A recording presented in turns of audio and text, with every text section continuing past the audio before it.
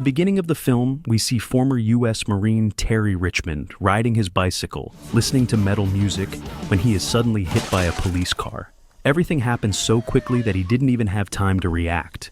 He fell onto the asphalt, and within a second, one of the police officers pointed a gun at his head, ordering him not to move. On the ground! Wait, hold on! You hit me!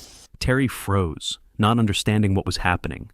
He was sure he hadn't done anything wrong. He was just riding along the road, enjoying the music in his headphones, and never expected to end up in such a situation. The officer stated that he was suspected of stealing the bicycle. He said he had chased Terry for 2 miles before stopping him. The officers put Terry in handcuffs and began searching his backpack.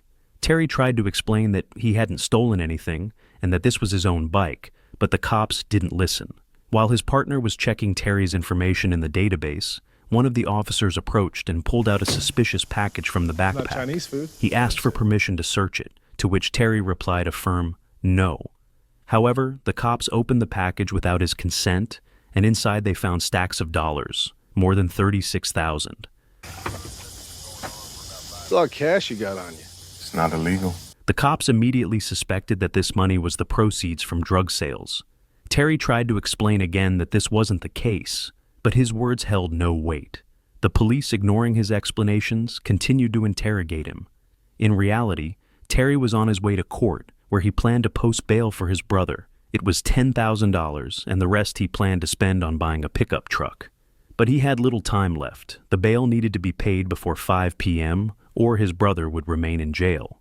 After hearing his explanation, the cops agreed to let Terry go, but with one condition.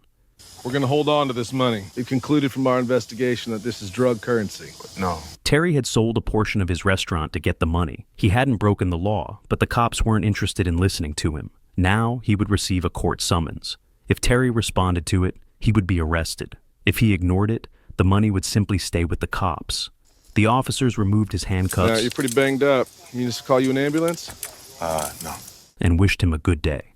Finally, Terry arrived at the courthouse, but instead of money, he only had a seizure receipt.